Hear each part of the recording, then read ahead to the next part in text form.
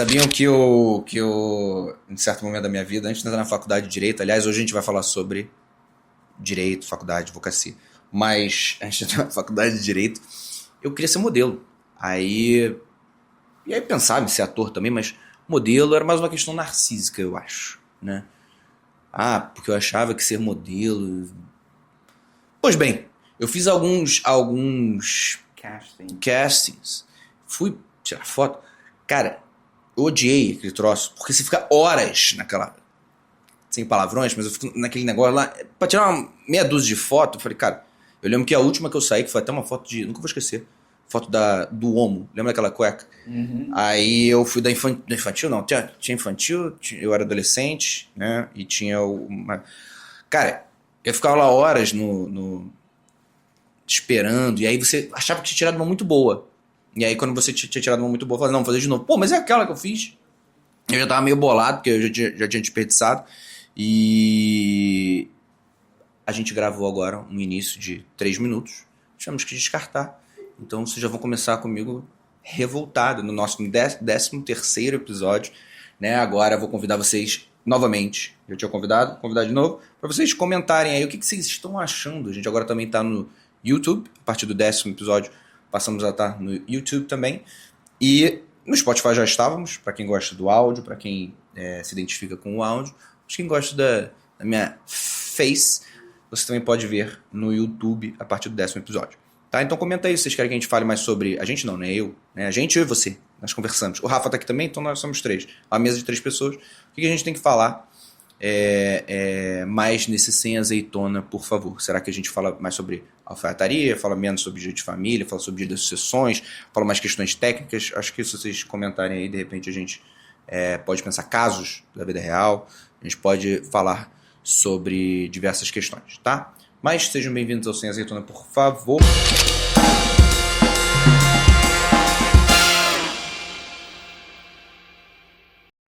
E hoje a gente vai falar sobre... Vou tentar responder algumas perguntas sobre o direito. Como é que é a faculdade do direito? O que você deve fazer? Se você deve ou não fazer. Mas antes eu queria fazer um comentário, porque eu estava discutindo essa semana com um amigo meu sobre a questão do melhor interesse da criança. Né? No direito de família a gente tem um princípio máximo, que talvez seja um dos mais ali, ó, topo da pirâmide, que é o princípio do melhor interesse da criança e do adolescente. O ECA fala lá, a Constituição fala lá. Ou seja, todas as decisões, todas as partes, todas as normas têm que estar caminhando, têm que atender ao melhor interesse da criança. Lindo, muito bonito. O problema é que normas subjetivas, elas são guiadas pelo subjetivismo de quem julga, subjetivismo de quem advoga. E hoje você pode decidir tudo e absolutamente tudo que você queira sob o fundamento do melhor interesse da criança. Você pode afastar a criança de uma mãe ou de um pai sob o melhor interesse da criança. Que nem no último episódio que a gente falou de viagem, a gente pode autorizar ou deixar de autorizar sob o melhor interesse da criança. A gente pode mandá-la estudar em um lugar ou outro sobre o fundamento do melhor interesse da criança. Você pode tomar as decisões das mais graves, as mais simplórias, sobre o argumento do melhor interesse da criança, que na verdade não é o melhor interesse da criança. É o que você pensa que é melhor naquela situação. Não é o que realmente é melhor. Vou dar um exemplo. Imagina que um pai é acusado de ter tido agressões contra a criança. A mãe vai para o juiz e fala, ele agrediu. E aí o pai fala, tem alienação parental. Aí o que o juiz faz? Afasta do pai pelo melhor interesse da criança. A agressão parece que tem uma conotação muito mais forte para o judiciário do que qualquer outra coisa. Porque, veja bem, é melhor afastar porque existe um risco de ter agredido? E aí, às vezes, até acontece a perícia e mesmo assim se mantém, não, por cautela e pelo melhor interesse da criança, eu vou deixar afastado. Tá aí esse tempo que a criança ficou sofrendo alienação parental, ficou distante do pai.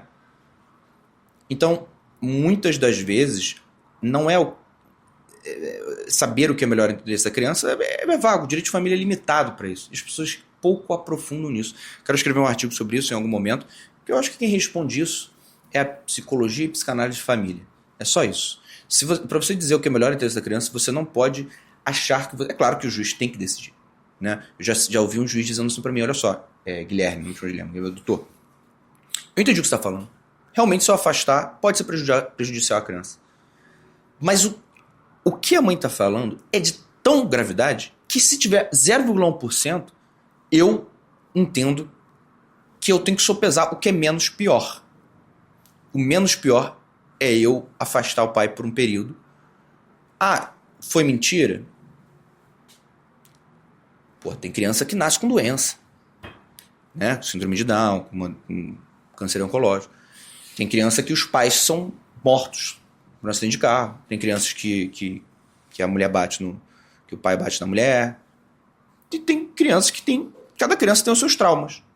Então, essa criança ela tem um trauma de ter os pais beligerantes. E eu não posso arriscar ser verdade o que a mãe está falando.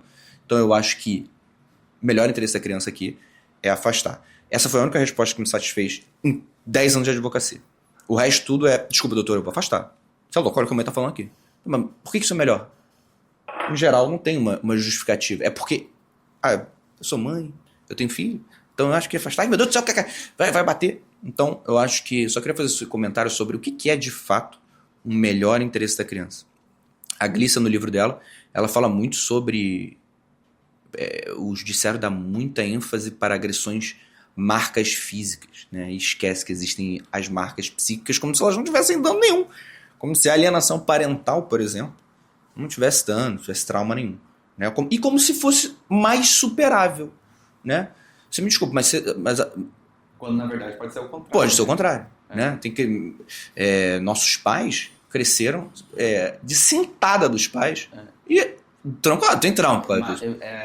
Às vezes é mais marcante e fica mais tempo com a pessoa, porque a pessoa se torna um adulto, talvez, entre aspas, disfuncional em alguma parte da vida, por esses traumas que a criança daquele adulto sofreu. Sim, tem até uma reportagem recente, que eu até separei aqui, que fala muito sobre a adultização. Às vezes você se afasta, você é afastado, por exemplo, vamos manter o exemplo, do seu pai. Vamos lá, um homem afastado do seu pai. E aí você tem... É você e sua mãe agora. Né? Eu não vou nem entrar nas questões relacionadas ao complexo de Édipo, que seria muito interessante, mas existem estudos, inclusive o próprio BDFan, hoje, há um dia, postou sobre adultização infantil também é uma forma de violar a infância. Você tem que tomar uma posição de adulto dentro daquela relação de conflito entre pai e mãe, tem que se tornar o homem da casa, tem que... porque assim, quando os pais se separam, eles infantilizam. E você tem que compensar isso, né? Isso acontece com qualquer núcleo de animais mamíferos. Quando há uma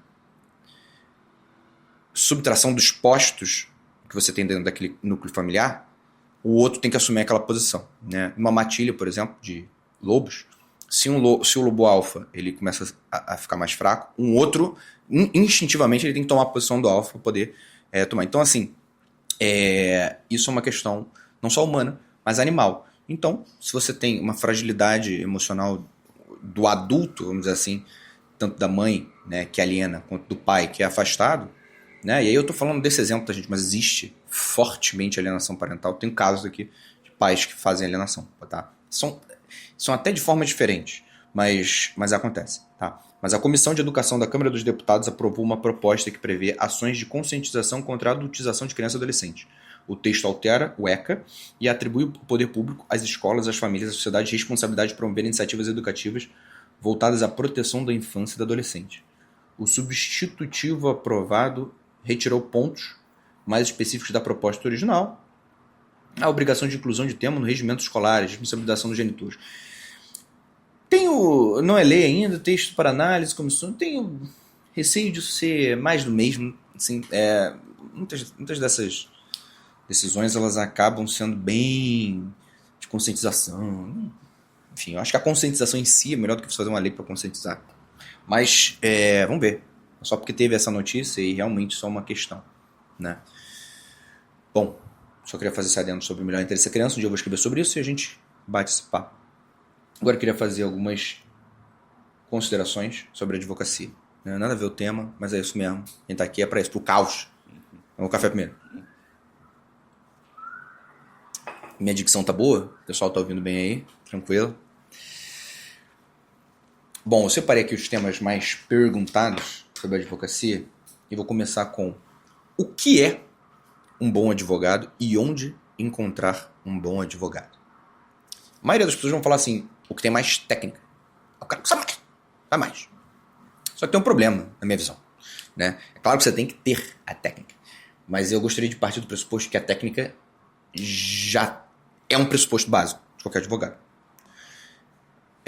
E às vezes eu falo para o cliente o seguinte, olha, o melhor advogado pode até saber o seu direito, mas um bom advogado pode saber o seu direito, mas o melhor advogado sabe o que é melhor para você. Às vezes, ter direito não necessariamente é o melhor para você. Vou dar um exemplo. Tem um cliente que eu acredito que ele tenha direito à partilha de um bem. De um bem que tem uns bens, na verdade, que tem um certo valor econômico. Mas que eles ficaram na casa das mulheres que teve um procedimento que iniciou um procedimento de violência doméstica. Olha só, eu tenho direito a isso? Isso aqui é meu, não é?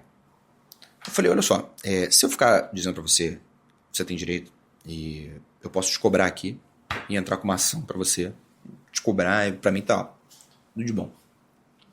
Só que o que é melhor pra você? Realmente você ir atrás disso? Não é que eu vou decidir pro cliente, mas eu acho que a gente tem que botar essa interrogação, porque na prática isso vai ser um inferno. Né? O processo vai ser um inferno, a manutenção desse relacionamento vai ser um inferno e às vezes não faz o menor sentido você perseguir este tão direito que você tem. Né? Outro exemplo, a própria alienação parental. Muitas vezes a mãe ou o pai afastam a criança e aí criam uma discussão na guarda e aí as coisas vão se resolvendo e depois se resolve. Agora ele fez alienação parental, vou entrar com ele. Cara, você quer entrar com uma alienação parental? Eu acho que teve, mas você quer entrar com outro processo.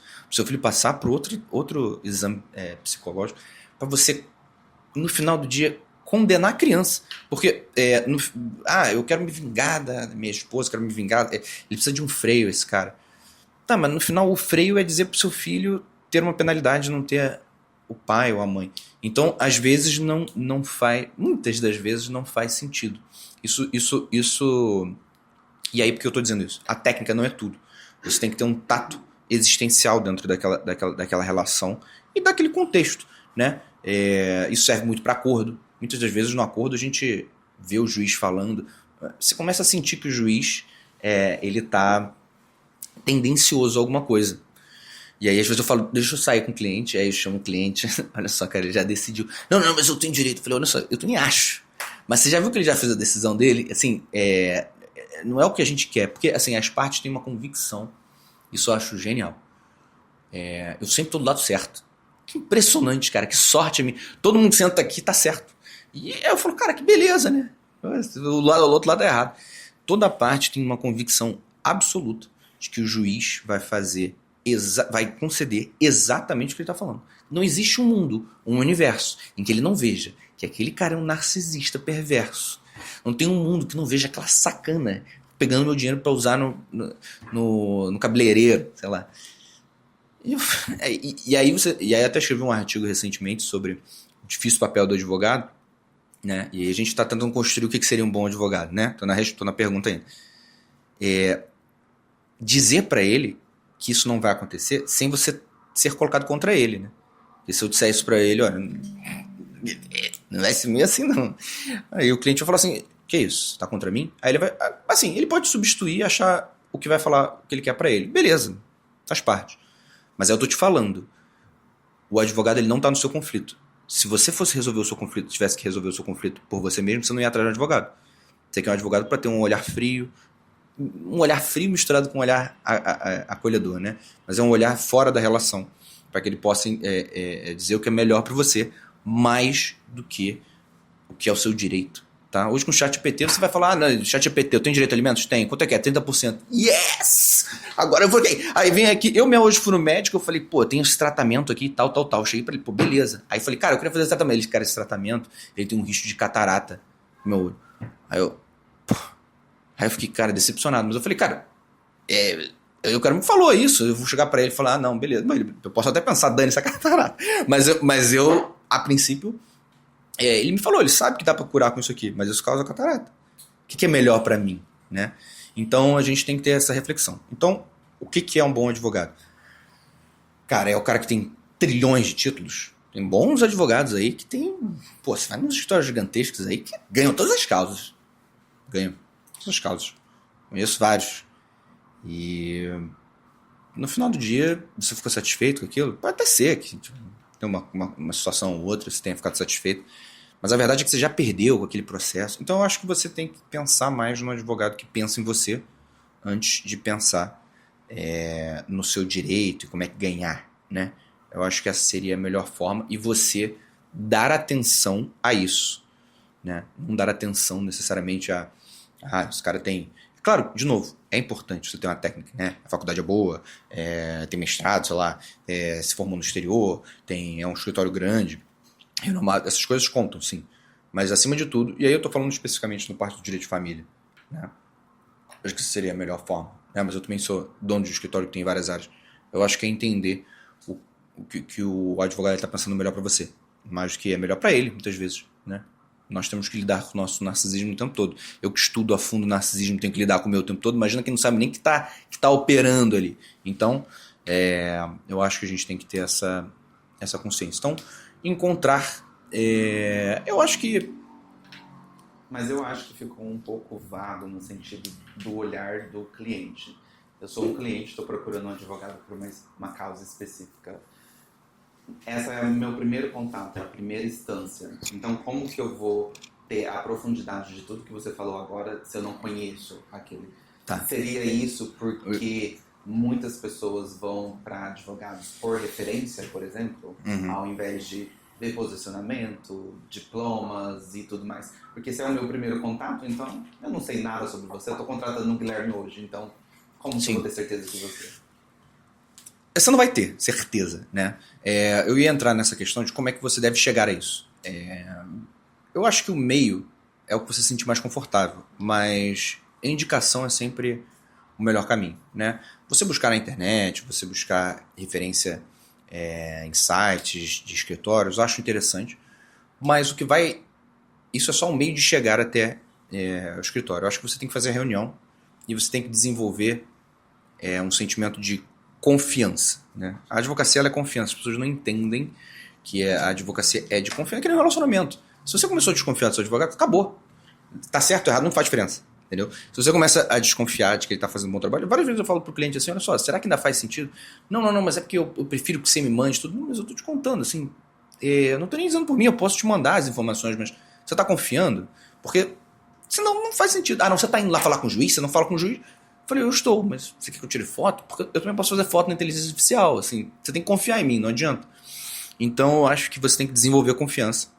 E a partir do momento de desenvolver essa confiança, dar um pouco de controle, dar os braços com ele para poder resolver o problema que você tem. Você estar à disposição disso, né? Você encontrar aquela pessoa que você ficou... que você desenvolveu essa transferência, vamos dizer. E... Bom, aí outras formas de ver, né? Hoje em dia tem o Instagram, né? O Instagram ele é um portfólio muito forte, né? Quando eu fui operar, foi uma operação uns 2, 3 anos atrás da minha língua, eu fiquei desesperado que eu fui operar a língua. E aí eu falei, putz, aí me indicaram uma médica que é estomatologista. Nunca tinha ouvido falar. É tipo médica que opera a boca. Aí, beleza. Aí fui lá, ouvi, legal, porra. E aí, quando eu fui embora, eu fui, vou procurar no Instagram. Aí eu olhei no Instagram, eu vi que ela falava sobre o tema, deu aula ou estudou na UERJ, não sei, viu um negocinho. Eu fiquei confiante na hora. Então, assim, eu falei, caramba, então você tem a sua forma de... Eu acho que hoje o Instagram ele é muito assim, né? Ela pode nem ter... Eu nem procurei se ela tem o documento de odontologia, porra. Não sei nem se é CRM ou se é de odontologia. Então, eu fiquei confiei nela por causa disso. Acho que você pode usar meios de... O Instagram é muito difícil você... Assim, por exemplo, eu estou falando sobre esses temas. Eu faço meu podcast, eu falo sobre esse tema. É meio lúdico achar que eu não sei esse tema, né? Então, assim, você cria uma certa confiança. Além disso, fazer reunião presencial, virtual. e pega indicações, né? A maioria dos clientes que vem para cá são indicações. E aí criam confiança com o escritório. Quando cria confiança com o escritório, o que eu faço? Até as ações tributárias, criminais, trabalhistas. O escritório toca isso, mas eu não faço isso. Só que a pessoa cria essa confiança. Não sei se eu respondi. Por aí, né? Mas assim, a maioria você não vai nem saber. Se você quiser olhar se a pessoa tem uma AB, você joga lá no Cadastro Nacional AB, você vai ver. Mas a maioria dos clientes não sabe nem quem tem uma AB. Quanto mais a faculdade que eu fiz, quanto mais o mestrado que eu fiz, o que mais sabem que eu sou é psicanalista também. Quando a pessoa fala isso, eu já vejo, já sei logo que olhou no meu Instagram. E olha muito, né? E as pessoas acham isso muito... Embora eu não possa misturar as duas profissões, as pessoas acham isso o mais... vamos dizer assim... convincente a eu ser advogado, né? E isso diz muito sobre o que ela estava procurando, né? Mas, enfim... para além disso, é isso. Eu botei aqui. Será que a faculdade importa? Né? Acho que isso é meio para quem está começando, quem está procurando, quem está pensando em fazer direito, seja mais velho, seja mais novo, né? A faculdade de direito importa? Né? E aqui tomemos muito cuidado. O direito, você pode fazer o seu caminho, independente da faculdade. A questão é que hoje tem muitas faculdades. E quando tem muitas faculdades, as que são mais renomadas, elas ganham mais espaço, porque acaba sendo mais fácil você cursar outras, né? E eu não diria que isso faz você um melhor advogado ou não, até porque não foi isso que eu falei, né? Não é a técnica. Mas eu acho que, dependendo do que você está buscando, por exemplo, ser contratado em algum lugar, isso é um filtro, né? Para você ser escolhido no processo seletivo, né? Às vezes a pessoa recebe 300 currículos, e aí, cara, é um filtro. Assim, você não vai saber a pessoa, você não vai entrevistar as 300 pessoas. Então você pega ali as faculdades mais conhecidas. Então, se der para fazer as tradicionais, faz diferença nesse ponto, tá? Dependendo realmente do caminho que você tá, não do seu conhecimento, nem da sua garra, nem do seu tato com o cliente, nem do seu viés empreendedor, mas talvez de você ser, vamos lá, primeiro, ser contratado. Acho que você passa numa peneira, aquela peneira que ninguém vê. E dois, as pessoas que estão ao seu redor talvez sejam clientes em potencial contatos mais interessantes. Os melhores professores dão aula nas faculdades mais conhecidas. Então, acho que é mais por aí, tá? Mas a maioria dos clientes não tá nem aí para isso, sendo bem franco, tá? O que aparentam não está nem aí para isso, né? Bom, outra recomendação aqui, né? Não foi nem uma pergunta, é uma recomendação. Não minta para o seu advogado. Você não deve nunca mentir para o seu advogado, isso é óbvio, mas é muito difícil. Hoje eu, na qualidade de psicanalista, eu vejo que é impossível você falar toda a verdade para o seu advogado. Por quê? Você não fala a verdade toda para o seu analista em 300 sessões. Imagina você, numa reunião ou em alguns contatos com o seu advogado, você falar toda a verdade. Mas eu acho que você deve tentar falar o máximo possível e de todos os acontecimentos que envolvem aquela situação. Não necessariamente, eu acho que isso aqui é o que importa. Eu vou falar, não, fala sobre todos os aspectos.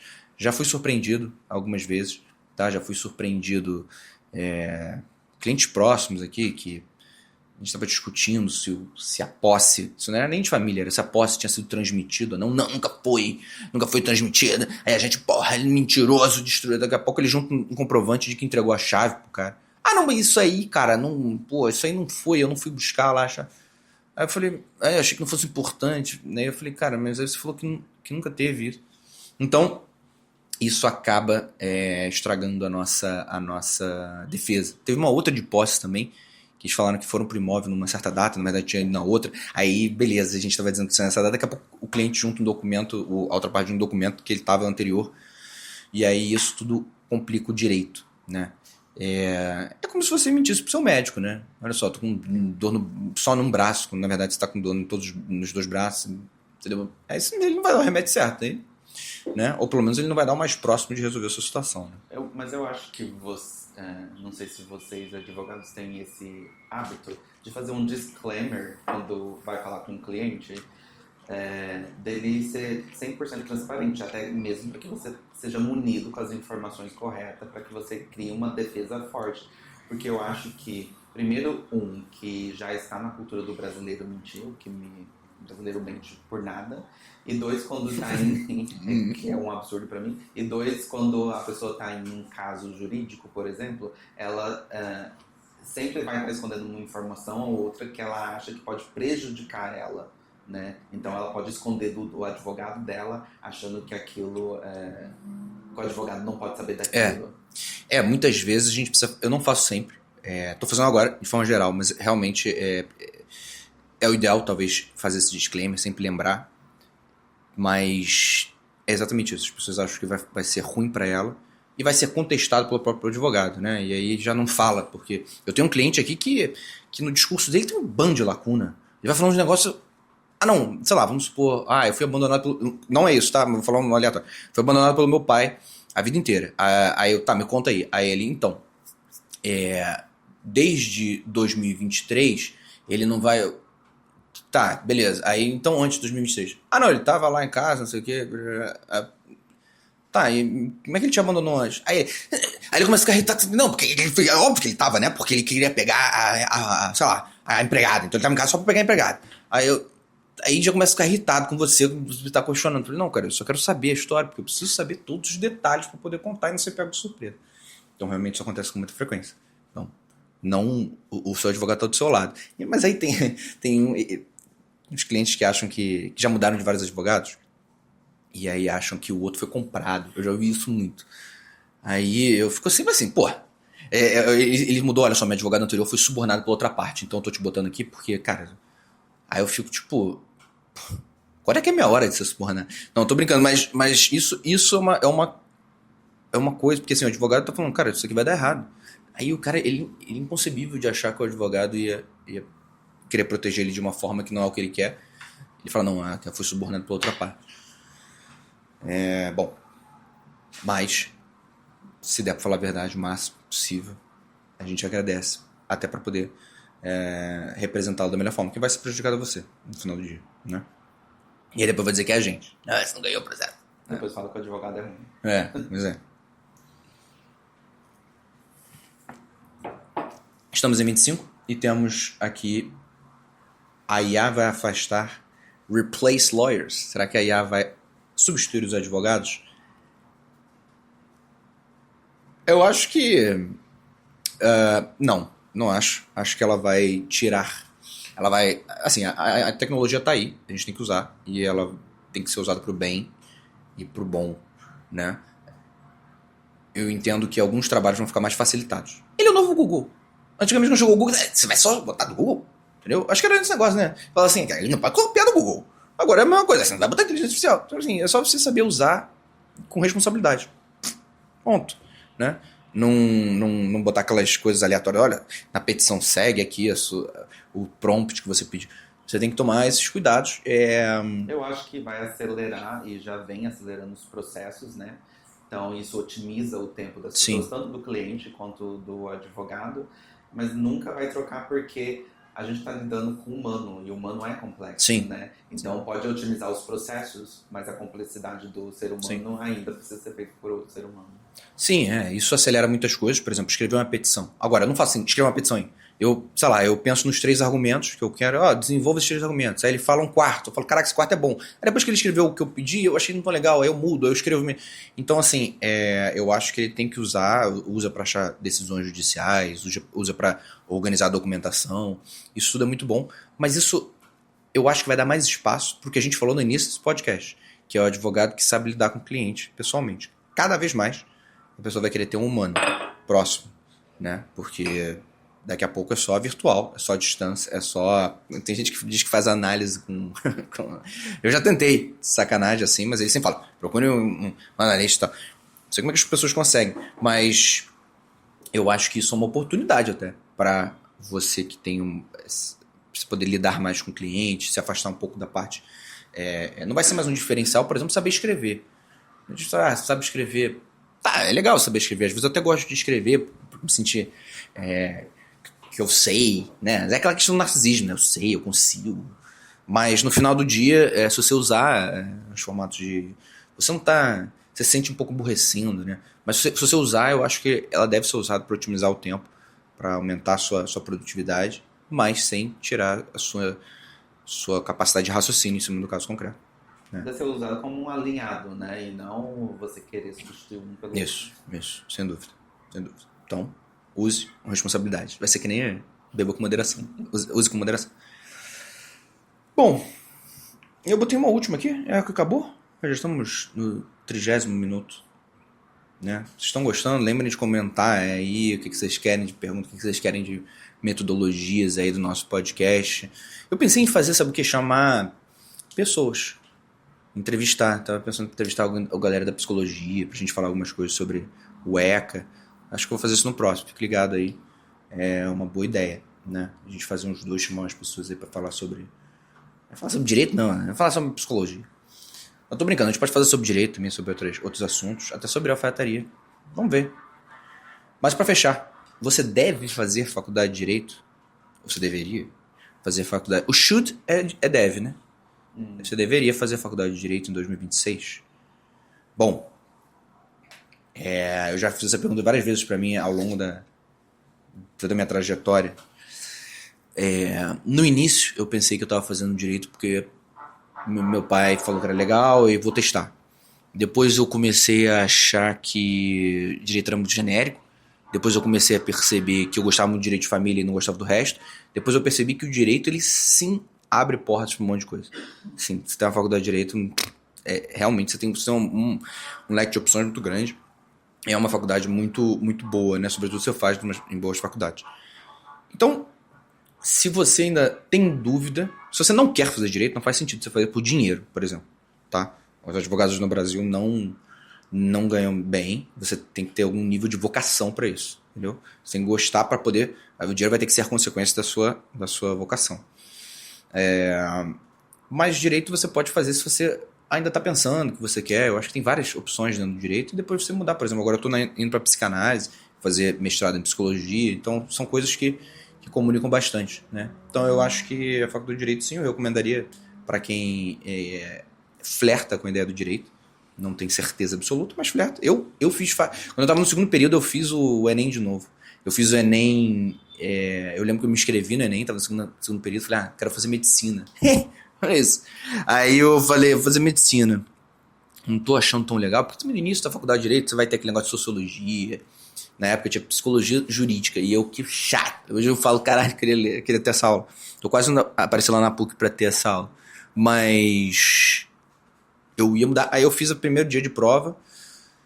No primeiro dia de prova eu tava terminando, eu falei, cara, quer saber? Entreguei, sem terminar, nem apareci no dia seguinte, porque eu falei, cara, eu gostei do direito. Lembro que o intervalo da minha inscrição até a prova, eu tinha entrado no terceiro período e eu comecei a ter aulas mais interessantes, então eu falei, cara, quer saber? Vou seguir no direito. Tá? Eu lembro que eu fiz faculdade também para engenharia, eu fiz a prova de engenharia, fui aprovado até, mas não segui. Então, assim, eu não tinha muita certeza, mas hoje eu sou bem convicto, né, do que eu faço, que é o direito de família, né? A advocacia do direito de família. É isso. Se isso sumisse do mapa, eu ia fazer outra coisa. Tá? Mas, bom, estamos aqui no 30º minuto. Eu quero parabenizar você que ouviu até aqui e agradecer também a paciência, e estamos juntos na maioria das quartas-feiras. Esse é o Sem Azeitona, por favor. Rafa, quer dar um tchau? Tchau, até o próximo episódio. É isso. Um abraço.